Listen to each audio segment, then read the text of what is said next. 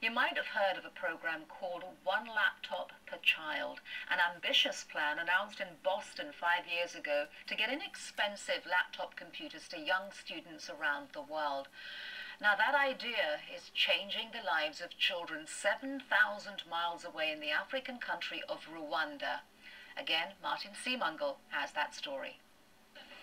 Ramagana is famous for something the people of this town in eastern Rwanda would rather forget: genocide. 14 years ago, it was a place of death.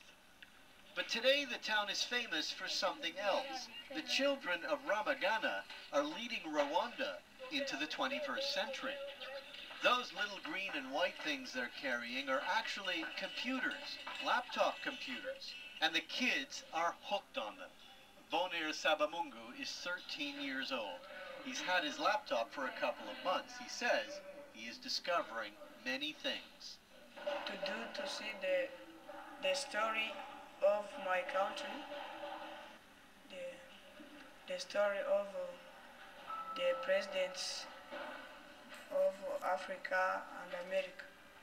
Yes, this is that $100 laptop you've probably heard about. It was developed at MIT, and it is the centerpiece of the One Laptop Per Child initiative. The focus is on developing countries, and there are 31 nations involved. One Laptop Per Child isn't just some catchy title, it's a real goal.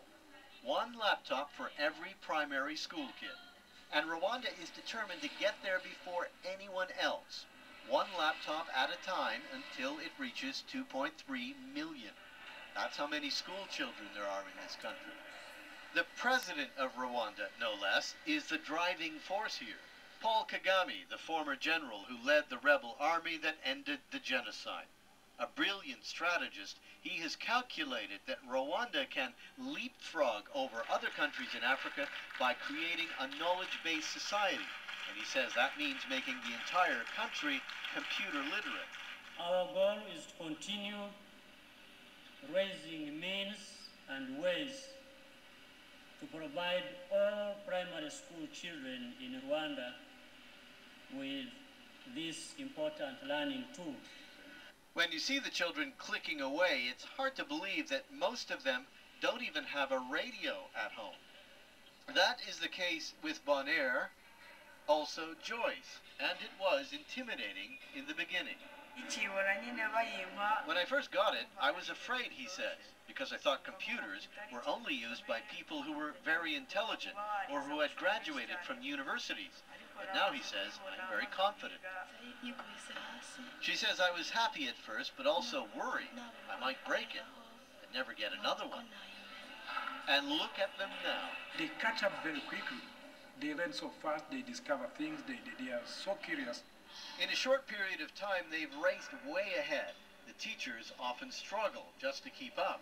These laptops may be small, but they've got a lot of information crammed into them. There's over 30 programs. It doesn't use a hard drive, it uses a 1 gigabyte flash memory. Now, that may not sound like very much, but for these children, it has opened an entirely new world.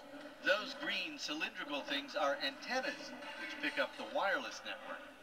In remote places like this, they bring it in with a satellite hookup. The ultimate plan is to make the entire country one big wireless hotspot. Before the laptops arrived in these schools, attendance was a problem. Classrooms were usually half full. Not anymore. They also take their computers home on weekends, which is actually a big part of the whole idea. The logic is that the kids, keen, quick learners, will teach their brothers and sisters, their neighbors, and their parents. Bonheur spends a lot of time on the computer with his dad, Gerard. He is a patient teacher.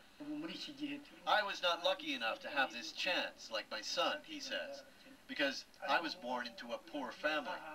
I don't understand how it works, he says, but my son shows me how to use it. He is, however, a very proud dad, and he believes the computer will only lead to good things for his son. Rubbing shoulders with the president isn't so bad. Bonheur was one of those kids in the audience on launch day, and he's got the picture of the president to prove it. School is out now, and the children at Ramagana Primary are on their way home. Some will walk past that genocide memorial. It may be just down the road, but what it represents is a long way from where these children are now.